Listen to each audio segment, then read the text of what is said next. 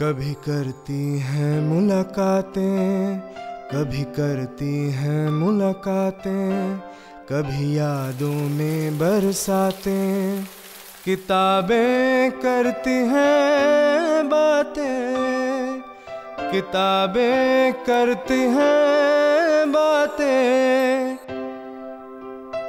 मन की गहरी झील में कूद जाती हैं कभी, सोच के दरिया के संग संग बहती जाती हैं कभी। चाहे शाम हो या हो रातें, किताबें करती हैं बातें।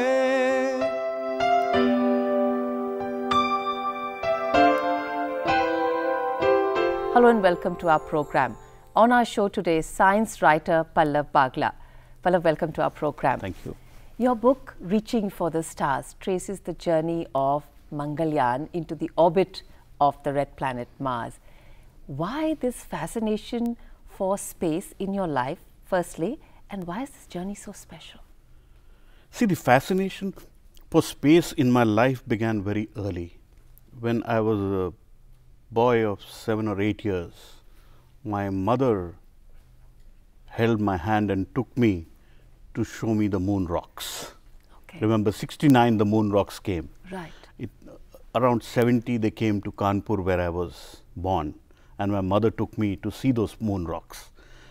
Possibly when I saw those moon rocks, they struck a chord in me somewhere, and that love stayed. Okay. And then finally, when Indian Space Research Organization started doing many missions, I got engaged in science reporting, and then it unrolled everything into my reporting in space and nuclear and defense sector unrolled. Okay. And I reported the Chandrayaan-1 mission in 2008, which was India's maiden mission to the moon, and then Mangalyaan, which was India's maiden mission to Mars. And I've been very fortunate to do that, to have really up close front encounters with such wonderful missions for the country.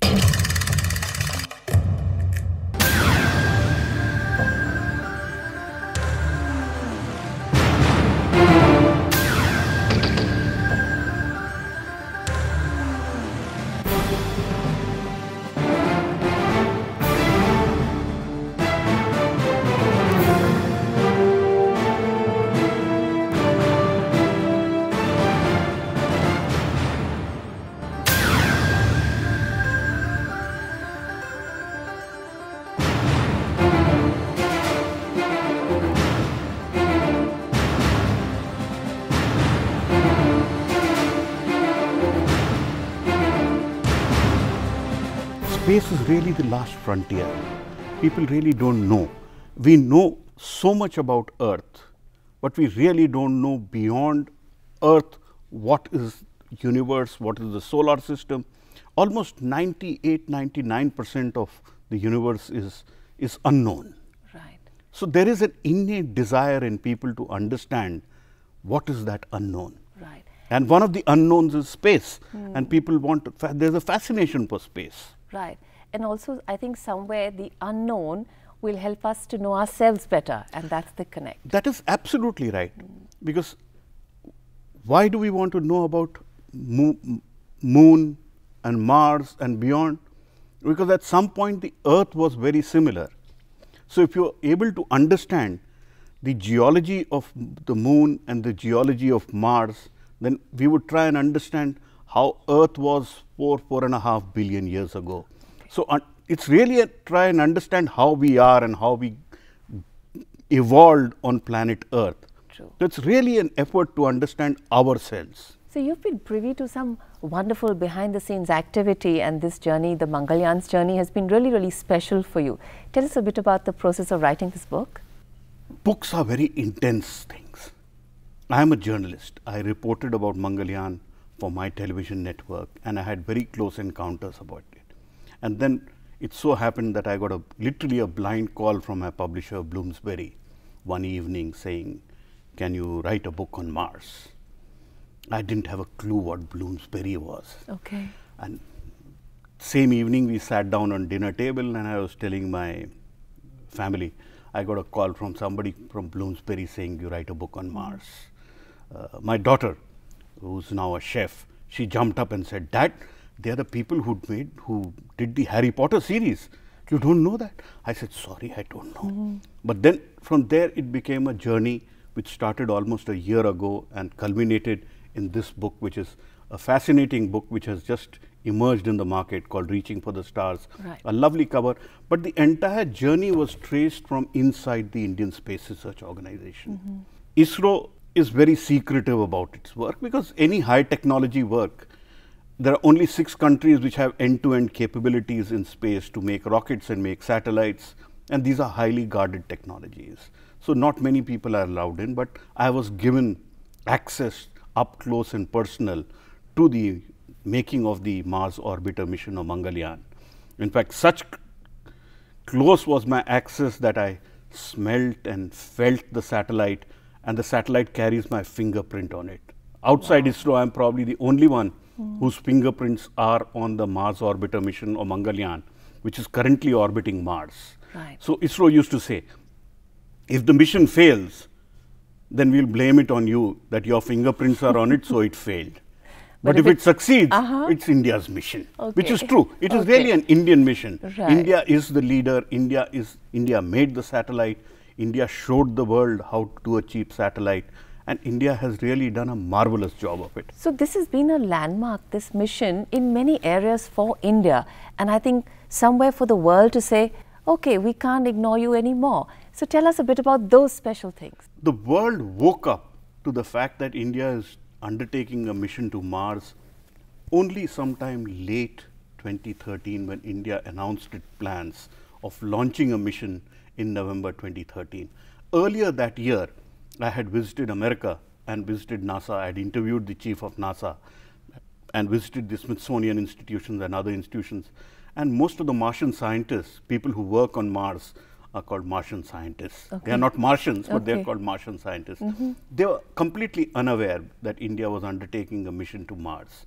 Then suddenly, when the mission was taken, and it was taken at such a low cost, which is $70 to $75 million or 450 crores, the world woke up that here was a country which had never undertaken a journey to Mars, decided to go to Mars, and in its maiden attempt reached Mars. America didn't reach in its maiden attempt. Russia didn't reach in its maiden attempt. The only agency which reached in its maiden attempt was the European Space Agency. Indian Space Research Organization, to do it in its debut attempt, made the world suddenly realize that here was a country which is capable of making its own satellites and using a small rocket to make and send a satellite all the way to Mars. Mars is not close. It's more than 200 million kilometers away as the crow flies. But the journey which the satellite took was a circular orbit, heliocentric around the sun, which was 666 million kilometers. Okay. And for every Indian, we have spent about 4 rupees 50 paisa for this mission. So it is less than the cost of a cup of tea which people have. That is what we have spent. And the amount of goodwill it has generated for the country, you can see the Prime Minister Narendra Modi was not only in the Mission Control Center when it reached Mars, since then he has been bragging about it everywhere. So there are both scientific reasons, technological reasons, geopolitical reasons, and there are bragging points. Emotional reasons. Emotional reasons, Absolutely. obviously. And 15 months, I think, from when it was announced, and in such speed, with such precision, to have something out? Absolutely. This is the satellite, the mission itself was announced on August 15, 2012.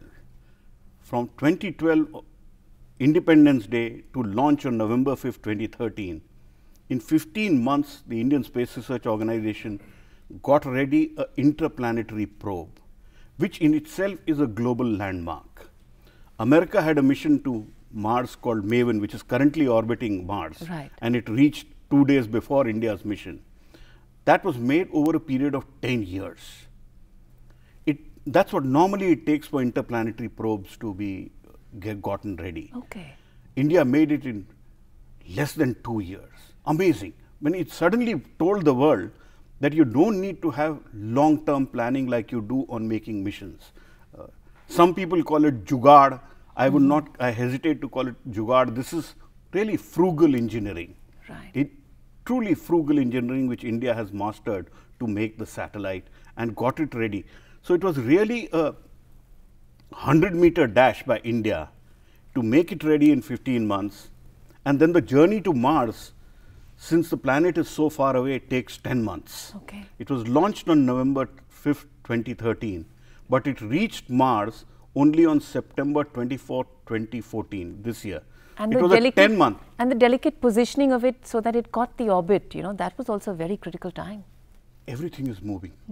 The sun is moving, the earth is moving, Mars is moving. Right. The satellite itself is moving.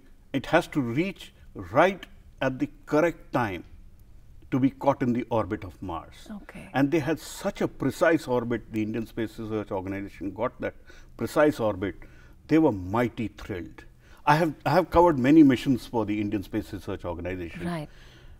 I have never seen Indian scientists jubilate and celebrate inside the Mission Control Center like I saw on September 24th when Prime Minister Narendra Modi was also present. And he clapped all the way when it was told that it has reached Mars to when he made his speech. He clapped all the way, then he shook hands with everybody. And the mood and celebration Totally was euphoric. absolutely euphoric. And the country also erupted in joy. Absolutely, without doubt. So this mission, it has some very beautiful specialities as to how it's really going to help back and bring information. Share that True. with us. See, the Mars Orbiter mission of Mangalyaan is a mission which is orbiting the Mars. Okay. It is studying the atmosphere of Mars. Unlike Earth, which has an atmosphere which is dense, we can smell it, we can breathe. On Mars, there is no air, you can't breathe. So if you have to colonize Mars, then you have to understand where to get the atmosphere from. It had an atmosphere earlier, it lost its atmosphere. Why is Mars losing its atmosphere needs to be understood. Mars was at one point a place which was cold and wet. Today it is hot and dry. All the water was lost. One of the things India is trying to understand is why did Mars lose all its water? Okay. And why is it relevant for us? It is so relevant, can that happen on Earth? We have 70% water. Mars also had water, now it's almost parched. The same way, India is looking for signatures of life on Mars. Everybody wants to find an extraterrestrial life. ET. ET is the big find. Nobody has ever found life outside Earth. Right. So, India is looking for signatures of a gas called methane. And methane is usually found associated with life, Okay. carbon-based life. Okay. And for the first time in the world, there have been 53 missions that anybody has flown a special sensor just to look for methane in the atmosphere of Mars. And who had to do that? India did it. Lovely. That is the fascinating. Lovely. See, when you start late, you can catch up and do things better, which is why the Mars Orbiter mission has caught the world's attention. Okay. And we also started on the book a little late, Right. almost a year ago. But finally, when the book has come out, Right. it is very pictorial. It has over 200 color pictures from Right. deep inside the Indian Space Research Organization. It has a lot of illustrations. It explains beautifully what has happened The inside. journey unfolds really very, very beautifully. Thank you. It does. We worked very hard on it. Right, wonderful. And you also have some wonderful people stories to share because I think, as you say, the soul is given through the people. Absolutely.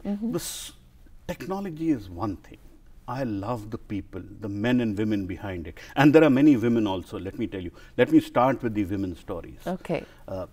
In the Indian Mars Orbiter mission, the entire rocket, when it is ready, the Polar Satellite Launch Vehicle, which is 320 tons, the height of 17-floored building, the weight of 50 full-grown elephants. Wow. And the whole thing has to be moved on a rail mobile. And who controls the movement? There are two young girls who control the movement. Okay. For such a giant vehicle which is standing tall, it is controlled by two women. There are others, the mission controller, the person who is navigating the satellite from Earth to Mars, there were 2 mission controllers, and both of them were women, Nandini Harinath and Ritu Kadidal. Okay. So there are many women in this, in the Indian Space Research Organization. They are doing very well. The chairman of the Indian Space Research Organization, Dr. K. Radhakrishnan, not many know, while in the day he makes satellites and rockets, his moonlighting job, what he does is, he is a Kathakali dancer and a devotional music singer. And he says he gets intense concentration simply because he is able to do these activities which gives him the acumen and specific spiritual needs which are there for reaching Mars. The man who made the satellite, Arunan, S. Arunan, for 15 months he slept in the satellite center, he told me. For 15 months? He didn't go home. He used to go home only in the morning to do his puja and for his having his bath. For 15 months he slept in the satellite center. He was the leader. He said, every time I was required constantly, so the 24/7 operation. So you live, breathe and eat everything. You live, breathe and dream the satellite. Dream the satellite. So this, for them, this is a national mission, and that is why India did it so cheaply. Is to have a mission which is sub-$100 million mission, which told the world, come, make in India. That is the big message which is coming out. The other person I want to highlight is M. Annadurai, the scientist who was project director for India's maiden mission to the moon, Chandrayaan-1 in 2008, and then he was the program director, a shade senior, for the Mangalyaan mission. Fascinating man. Most of these engineers come from regional engineering colleges. They don't come from the elite IITs. He's studied in Coimbatore at a regional college, and till his masters, he never stepped out of Coimbatore. Imagine, for us sitting here, it's very hard to understand that somebody never stepped out of one district. But where did he take India after that? He took India first to the moon, and then he took India all the way to Mars. So how do we see knowledge, learning, wisdom, exposure, and we tend to mix all of them, but actually not really? See, it is intense dedication over many, many years, which gives them the caliber to do such complex missions. Reaching Mars is very difficult. Right. It's not everybody's. The only countries which have attempted it are Russia, America, Japan, China, and the European Space Agency, of which China and Japan both failed. It's America and Russia and the European Space Agency which succeeded, and India succeeded. Another interesting fact about Dr. Annadurai is, in 2008, when India launched its maiden mission to Mars, and we have documented all of this in the book, where you'll find the entire details in the book. The Indian mission found the first clinching evidence of the presence of water on the moon. The moon is otherwise a parched place. It's hot and dry. Beauty aside, poets love the moon, but it's a very hostile environment. The reality is harsh. Reality is very harsh. There's no water. So the first clinching evidence of the presence of water on the moon was found by India's Chandrayaan-1. The Americans went to the moon in 1969. They kicked the rocks, they played with the rocks, but they never found water. It was left to India to find water. Annadurai, who was in charge of the Chandrayaan-1 mission, became a change agent.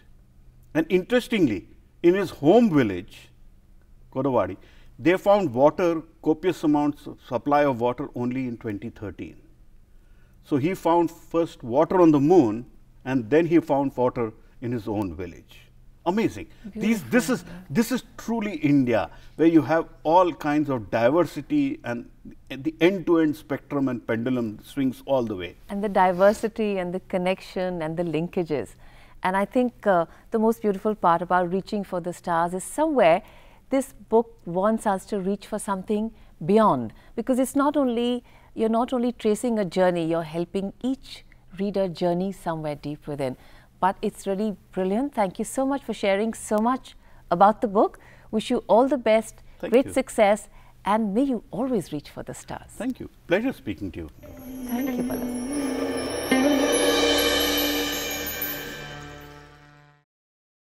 have with us here Ms. SSM, who is a professor of English Studies, right, at the Northeastern Hill University in Meghalaya.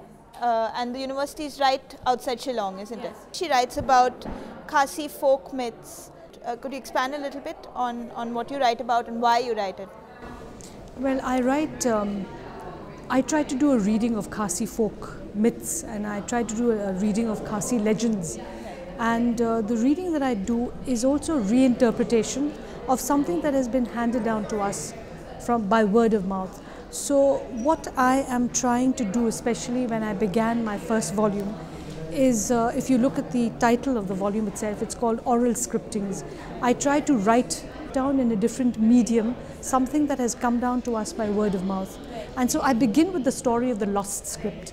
Now this is a very fascinating story because it is a story that identifies many hill communities, not only the Khasis but the Nagas, the Mizos also. So, which tells us as to how we lost our script, because there's this story that says that when we went to receive the script from God, one of the messengers had to swim across the river, and when he had to swim across the river there was a flood, and so he had the scroll in his mouth and he swallowed it. And so in that way we lost our script.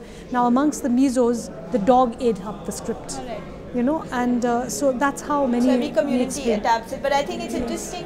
Myth must mean so much to people in the hills, because even they've even mythified the story about not having your own script. I mean, yes. So I think that's very interesting. And I think that's something that empowers us to speak about what we have.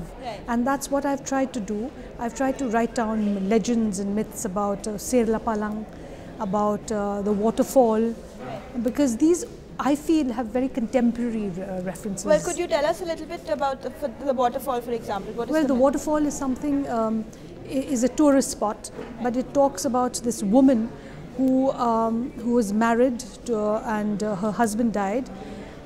She has a daughter, and there is a stepfather. The stepfather is jealous of the daughter, and one day when the woman goes to work out in the fields, he actually cuts up the daughter and cooks her. Very bizarre. And then when she comes back, he serves her a food which is very unusual. And when she eats the food, she realizes that something is wrong, because normally what happens is after we eat, we normally have kwai, the pan that we have. It's something very common there. So she takes it up, and when she takes up the kwai basket, she finds ligaments and realizes that her daughter is not there. So she rushes off, and she commits suicide. From there you have the waterfall. But there is something interesting about how women are striving to manage life, to manage life and to sort of carry on with life, because that I come from a matrilineal society where descent is taken from, the family name is taken from the mother. So the women carry this the responsibility of carrying on the family name. Well, that doesn't say that it's the women, everything is placed on the women, but women do play an important role, and women are given a lot of respect in our society. Do you find that a lot of young Khasi writers like Janice Pariyat, for example, are focusing on myths again and trying to revive the old cultures, or trying to teach the young people in Meghalaya about their own myths? Well, I don't think I'd be able to say anything about Janice Pariyat, because on the basis of one book that she's written. But I suppose the fact that she's actually written this and talked about Shillong is a good start. We have yet to see what she's... And also, about the fact that someone questioned me and said, oh, you've traveled a long distance. So I said, yes, coming to Jaipur is like coming to a different country. Yes, absolutely. And it's interesting because I was asked for my passport 3 times. Really? And well, I told them that I wasn't, I am an Indian. Well, it amuses me because this is something that, I encounter a lot of times. And you've also written a poem about your Yes, I've written a poem about that. Well, would you like to read it for us? Yes, I'll read it. All right. It's called To the Rest of India from Another Indian. We have no Ram, no Sita, no Arjuna. Ours are differently named. No wars were fought on grounds in Kurukshetra and Lanka. Ours were in camouflage, up the stony tracks of the antelope, down impossible ravines and through impassable jungles. We've no temples, none to be purified with litanies and incense to leaven crimes of the night. No one river too sacred to purify impurities. None of our gods bear god names like yours. But if you should twist your tongues around ours, as we learned to twist ours around yours, you'll get a taste of webbed legends, earth gods and sky deities, nymphs and elfin dwarfs that winnow souls and bamboo leaves, scale bamboo leaves, rinsed intestines in running streams, icons that died for a love, that endorsed a freedom uninhibited as our wild mountain herbs, Lom Shillong and Sajer Nangli, and how we swallowed our written script, stones that eat and rivers that fly, talking tigers and tiger men, an itchy monster itching to be scratched, a rebellious stag pounding for freedom, and the inconsolable dirge of a mother. Is Nam still alive, and the tiger and the toad? Are our sibling mountain gods still at war with each other? And our translucent caves, let me tell you, that rig our underground worlds, stitch in the ancestor who sanctified the speaking tongue. Would you then even care to enter tongue-twistingly into the spoils of our speaking wealth?